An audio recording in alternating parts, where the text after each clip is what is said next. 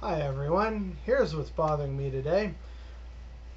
We have not talked about Chile and its borderline revolution nearly enough. And I know the reason why, or at least I'm fairly certain I know the reason why. So, a little bit of background for those who maybe didn't know about this or have forgotten. But back near the start of the year, there were a lot of protests happening across Latin America.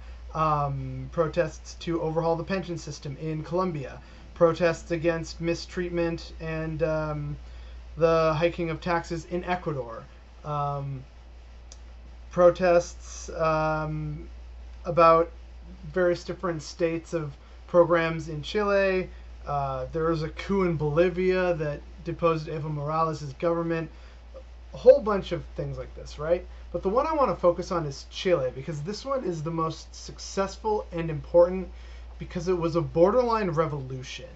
So, ostensibly, it started because of a several peso or something hike in their subway fares.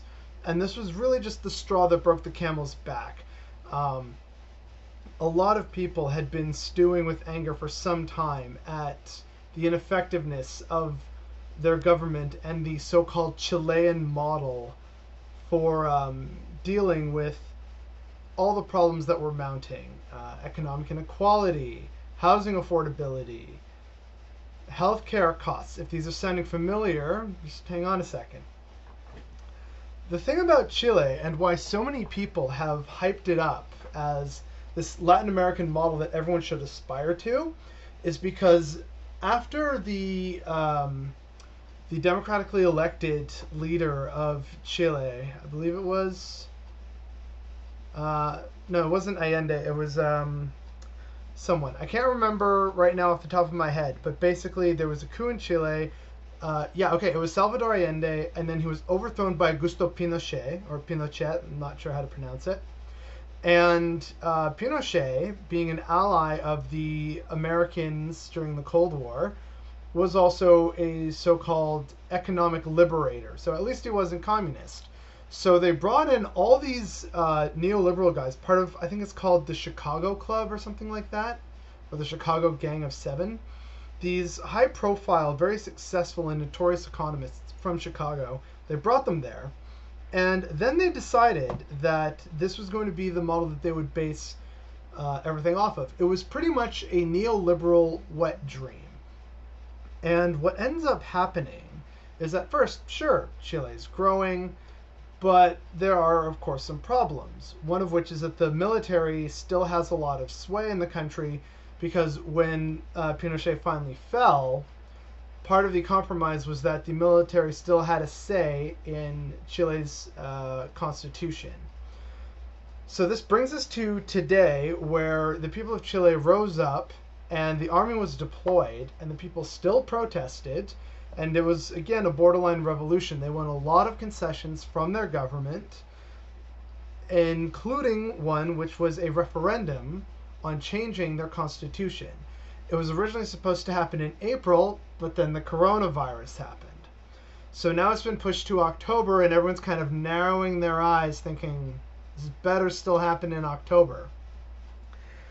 But the reason why we didn't hear about this in the West is because Chile suffers from a lot of the problems that we in the West do, whether in America, Canada, the UK, France, Germany, Spain. All these countries, which for a while have enjoyed decent economic growth and decent standards of living, the systems are starting to fall apart. But these were systems that were really first talked about 40 years ago. So about the start of the Reagan administration is when things really get into gear, and you see a lot of nations becoming these places that put a really big emphasis on neoliberal economics. And now that's been challenged in Chile. And while all of us in North America and Europe, Australia, while we're all angry at this system, our media, which is largely owned by neoliberal corporations, didn't want us to know about this and how successful without weapons, by the way, the Chilean protests were at winning concessions from their governments. So I really want people to pay more attention to Latin America and the struggles they have, especially in the richer parts of Latin America, because it's very similar to what we're going through and can offer a roadmap of what to do and give us, hopefully, some inspiration as to what we can do and how we should do things in order to get some of the changes that we want and need in our society. But you're not going to hear that from the media that is owned by the very forces that cause these problems. So please keep an eye out. Please pay attention to what's happening in Chile and Latin America at large. And then we might just have a chance at getting over and solving all these problems and issues that seem to be plaguing us and all revolve around the same thing.